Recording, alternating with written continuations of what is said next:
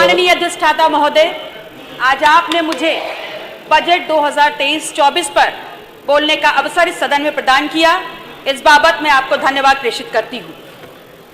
सरकार इतने गाजे बाजे के साथ और बजट में की हुई तमाम घोषणाओं के साथ आगे बढ़ रही है। आपको बहुत बहुत मुबारकबाद।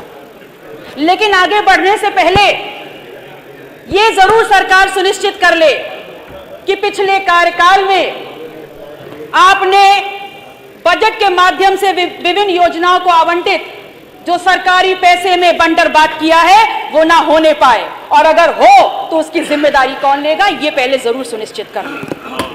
कुंभ के नाम पर लगातार पैसा सरकार दे रही है, लेकिन मेरी विडंबना ये है और मैं ये नहीं समझ पा रही कि वहां पर कौन सा ऐसा सन्यासी है, कौन से ऐसे साधु संत हैं, कौन से ऐसे अखाड़े के पांडाल हैं जो वहां पर सरकारी पैसे पर रहते और खाते हैं। हमारा ये सौभाग्य है कि हमारे प्रदेश के मुखिया माननीय योगी जी स्वयं नाथ संप्रदाय से आते हैं। मैं नेता सदन से पूछना चाहती हूं कि यदि आपको ऐसे किसी सन्यासी, साधु संत, अखाड़े का नाम अगर याद हो जो सरकारी पैसे पे वहां रहता है तो मुझे भी बताने का काम कर दे। मैं आपसे कहना चाहती हूं कि आप स्वयं जानते हैं और आपसे भली भांति कोई नहीं जानता कि आस्था दिव्यता का प्रतीक होता है, और आप उस दिव्यता को भव्य बनाने के नाम पर अरबों खरबों पैसे देने का काम कर रहे हैं और खुश हो रहे हैं। चलिए दे दिया, मान लेते हैं, लेकिन ये तो बता दीजिए कि आपने जो ये अरबों खरबों पैसा कुंभ के नाम पर दे रहे हैं, हिंदुओं की आस्था के नाम पर दे रहे हैं, इसका बंदरबांट ना होने पाए, इसकी लूट ना होने पाए, ये आप कैसे सुनिश्चित करेंगे? आपकी सोच और आपके बजट में विकास सबसे ऊपर है, ये बात तो समझ में आ रही है और बजट को देखने में लगता भी है। शायद इसीलिए बार बार उन्हीं गड्ढों को भरने के लिए, पूरा सुन लीजिए मान्यवर, पूरा सुन लीजिए, तब ताली बजा लीजिएगा, क्योंकि अब तालियां रिवाइंड नहीं होंगी, अब तालियां रिवाइंड नहीं होंगी।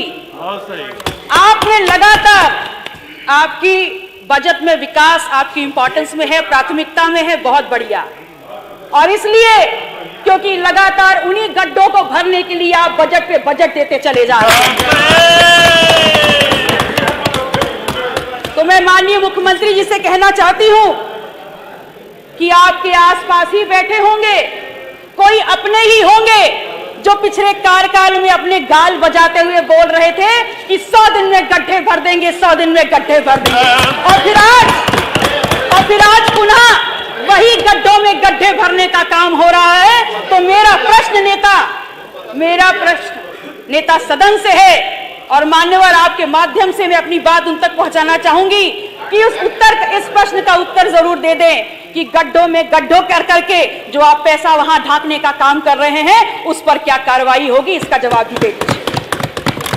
और मैंने ये प्रश्न इसलिए पूछा क्योंकि मेरे क्षेत्र सिराथू में एक पुल बनता है, शहजादपुर का पुल, लगभग 300 करोड़ रुपए का वो पुल बना, और उद्घाटन के 3 महीने बाद उसकी सरिया उखड़ उखड़ के ऊपर आने लगी, और नाम दे दिया दुर्गा भाभी सेतु।